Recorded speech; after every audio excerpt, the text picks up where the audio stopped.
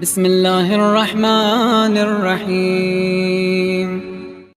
ملتا ہے کہ ایک عاشق امام رضا کوئی 70-75 سال کا بوڑھا، دیکھو بعض لوگ امام رضا کو دیکھا نہیں لیکن عاشق ہیں، اور جب عشق ہو تو وہ عشق ایسا جس میں محبوب کے دیدار کا تقاضا ہو کہ بندہ کہے عاشق ہوں پر دیکھنا نہیں چاہتا، یہ عاشق نہیں ہے۔ عاشق خدا ہو نور خدا کو نہ دیکھنا چاہے، عاشق امیر المومنین ہو پر علی کو دیکھنا نہ چاہے، عاشق فرزند زہرا ہو اور اسے دیکھنا نہ چاہے۔ تو عشق تڑپ پیدا کرتا ہے، ملاقات کی تڑپ پیدا کرتا ہے، اور جتنا بڑھتا ہے اتنا فراق کا درد بڑھتا جاتا ہے۔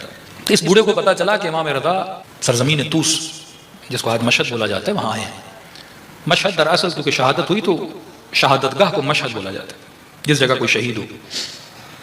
تو نیشاپور سے یہ پیدل سفر کر کے 70-75 سال کا بوڑھا کہ کچھ بھی کر کے میں پہنچوں مشہد، اور تاکہ امام رضا کی مجھے کیا ہو، زیارت نصیب ہو۔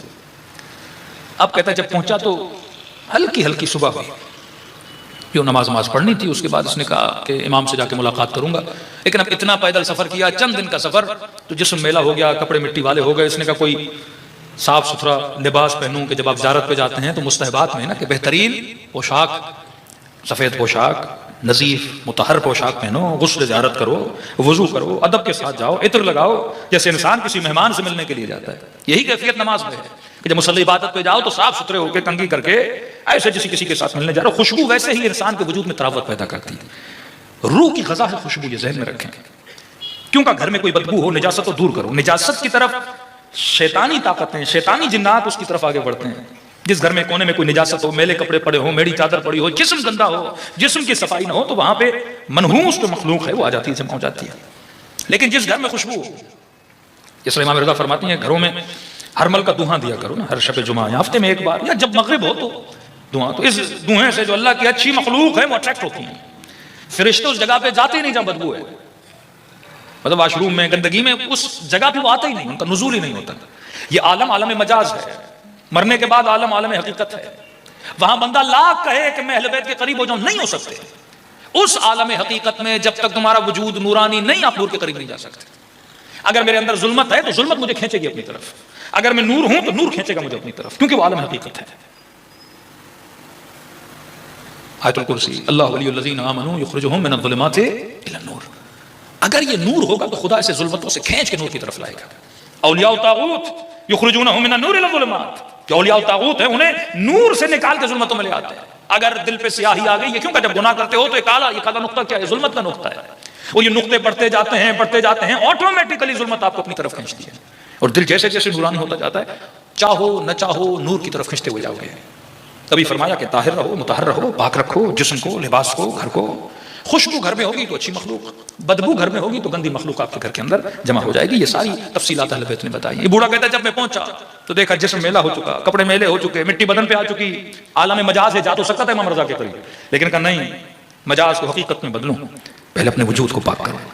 تو پہلے زمانے میں ہوٹلوں میں، رہائش گاہوں میں حمام نہیں ہوتے تھے۔ حمام آیا عمومی بولتے تھے، لوگ باہر جا کے نہاتے تھے۔ جیسے اسی پاکستان میں پہلے واش روم گھر میں نہیں ہوتے تھے، لوگ کھیتوں میں باہر جاتے تھے، عیب مانا جاتا تھا گھر کے اندر نجاست خانہ بنایا جائے، تو کہتے ہیں باہر چلا گیا نہانے کے لیے۔ حمام عمومی ایران میں رواج ہے کہ جب آج بھی ہے، وہ کیسا بولتے ہیں اس کو، لیف، جو کمر تک ہاتھ نہیں پہنچتا تو ایک کپڑا ہوتا ہے وہ کمر پہ لگاتے ہیں۔ تو کہتا ہے میں پورا نہا رہا تھا، بوڑھا آدمی، بدن کو صاف کیا، ہاتھ کانپ رہے ہیں اور میرا ہاتھ میری کمر تک نہیں پہنچ رہا، تو کیا کروں؟ کہ آہستہ آہستہ روشنی ہونے لگی اور لوگ اس حمام کے اندر آہستہ آہستہ داخل ہونے لگے۔ اتنے میں نے دیکھا میرے پیچھے خوبصورت سا چہرہ ہے، جوان ہے، وہ نہا رہا ہے۔ تو میں نے کہا جوان اگر زحمت نہ ہو، میں آج کائنات کے اپنے سب سے بڑے محبوب سے ملنے آیا ہوں، ملاقات کے لیے آیا ہوں، اور میرا دل نہیں کرتا کہ میں نے اپنی روح کو ہمیشہ پاک رکھا۔ اب دل ہے کہ بدن کے ساتھ جب اس کی خدمت میں جاؤں تو بدن بھی صاف ستھرا ہو۔ مرنے کے بعد غسل میت دیا جاتا ہے، بدن کو صاف کیا جاتا ہے نا۔ یہ کہ میں اللہ کے حضور جا رہا ہوں، خدا روح کو پاکیزہ رکھا، بدن کو بھی پاکیزہ رکھ کر کے تمہاری خدمت میں آنا چاہتا ہوں۔ تو اگر زحمت نہ ہو، میرا ہاتھ میری کمر تک نہیں پہنچ رہا، آپ میری کمر کو صاف کر دو۔ اس نے کہا کوئی بات نہیں۔ کہتا اس نے میری کمر کو ہاتھ پھیرنا شروع کیا۔ اتنے میں یہ بزرگ کہتا ہے کہ جتنے لوگ حمام میں آ رہے تھے وہ اس جمع جو میری کمر کو صاف کر رہا تھا اس سے بڑے ادب سے جھک کے سلام کرنے لگے۔ میں نے کہا ہوگا کوئی معزز آدمی ہے۔ دوسرے نے سلام کیا، تیسرے نے سلام کیا، چوتھے نے سلام کیا، پانچویں نے سلام کیا۔ کہتا اب میرے دل میں گھبراہٹ پیدا ہونا شروع ہو گئی، ارے کہیں ایسا تو نہیں تم نے کسی بڑے شخصیت کو، کوئی وزیر ہو، کوئی بڑا آدمی ہو، اور توہین ہے اس کی خدمت میں کہ تم نے اسے بول دیا میری پیٹھ کو صاف کرو۔ کہ تب یہ لوگ آتے جا رہے تھے، سلام کر رہے تھے، پھر اپنے کاموں میں مشغول، پھر نہانا شروع کر رہے تھے. میں نے کسی سے جو میرے ساتھ بیٹھا تھا آہستہ میں نے کہا یہ جو میری کمر کو صاف کر رہا ہے یہ کون ہے؟ کہا تجھے نہیں پتا؟ کہا نہیں، میں آج آیا ہوں اپنے مولا کی ملاقات کے لیے، بڑی دور سے سفر کر کے آیا ہوں کہ امام رضا کے پاس جانا ہے. میں نے کہا نہا لوں، صاف ستھرا لباس پہنوں، پھر جاؤں مولا کی ملاقات کے لیے. کہا کون ہے؟ کہا بندے خدا یہی امام رضا تو ہے. تجھے نہیں پتا امام سے کمر صاف کروا رہے ہو؟ کہتا بوڑھا سن کے شوق لگا اس کو، فوراً مڑا مولا کے قدموں پہ گرا. کہا مولا واللہ مجھے نہیں پتا تھا کہ آپ امام ہیں. مولا میں نے دیکھا ہی نہیں تھا آپ کو کبھی. مولا یہ بدن کو صاف آپ کے لیے کر رہا ہوں. مولا معافی، مولا معذرت، مولا گستاخی ہو گئی آپ کی خدمت میں نے نہیں پہچانا. کہتا یہ کہا تو اتنے رؤوف لقب ہے امام کا نا، مہربان. کہتا اتنے مہربانہ انداز میں مجھے کہا کہ اے بوڑھے، اے میرے زائر، جب تم اتنا لمبا سفر کر کے پیدل میری زیارت کو آ سکتے ہو، کیا میں اپنے زائر کی پیٹھ کو بھی صاف نہیں کر سکتا؟ کہا مجھے مجبور کیا کہ بیٹھ اور مجھے پوری کمر کو صاف کرنے دے. جب کسی بیٹے نے باپ کو خواب میں دیکھا نا کہ بابا اگر دنیا میں ایک دن واپسی کا ملے، ایک دن، آپ کون سا عمل کرو گے؟ اب کیوں پوچھ رہا ہے؟ کیونکہ مرنے کے بعد انسان نے اپنے ہر عمل کی جزا کو وہاں دیکھا ہے.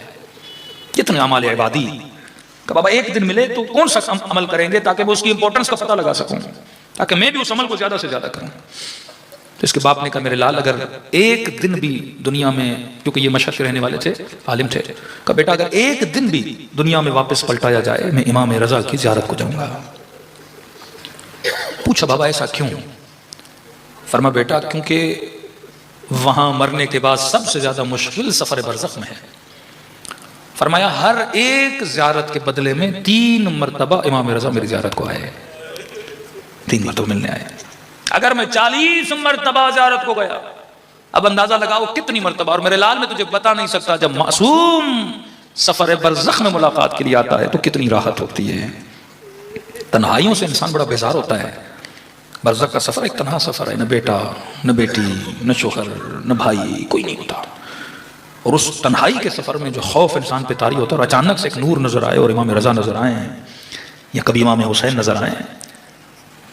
تبھی کسی بوڑھے نے جب امام حسین سے شکایت کی نا، میں بارہا اپنی مجلس میں ربط مصیبت کے لیے جملہ پڑھتا ہوں، کہ کہا کہ مولا لگتا ہے کہ صرف امیروں کے امام ہو،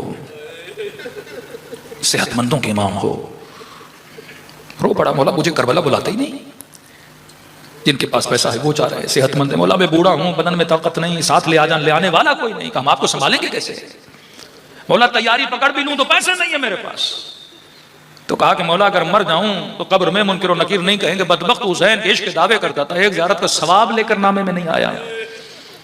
رات کو سو گیا کہ خواب کے عالم میں ابا عبداللہ الحسین کی زیارت ہوئی. فرمایا اے بوڑھے ہم کریم ہیں، ایسے نہ کہا کرو کہ ہم غریبوں کے امام نہیں. فرمایا اگر زندگی میں ایک بار بھی کربلا آ سکتے ہو تو آنا ضرور، کوشش کر کے ایک بار، کیونکہ مرنے کے بعد تجھے پتا چلے گا اس زیارت کا اجر عالم برزخ میں کتنا ہے. کہ مولا اگر نہیں آ سکتا، کہ نہیں آ سکتے تو میں تیرا کریم حسین ہوں، پہلے کوشش تو کرو آنے کی. اگر نہیں آ سکتے، کسی بھی صورت نہیں بن رہی، حالات نہیں بن رہے، تو فرمایا ہم کریم ہیں، سخی وہ جو مانگنے پہ دے، کریم وہ جو نہ مانگنے پہ عطا کرے. فرمایا بس مجھ غریب کو ایک سلام کیا کرو، ہم کہیں گے لکھیں تیرے نام اعمال میں اس نے زیارت حسین کا ثواب کما لیا. عرض کی مولا ایک سلام سے ثواب زیارت؟ فرمایا ایک کیفیت اگر تجھ پہ طاری ہو تو سمجھ جانا کہ ہم نے تجھے تیرے سلام کا جواب بھی دیا اور تجھے اجر زیارت بھی ملا. مولا کون سی کیفیت کا؟ جب مجھ حسین کو سلام کرو اگر نہ چاہتے ہوئے تیری آنکھوں سے آنسو نکلیں تو فرمایا یہ مت سمجھنا یہ تیرے آنسو ہیں، حسین نے تجھے تیرے سلام کا جواب بھیجا ہے.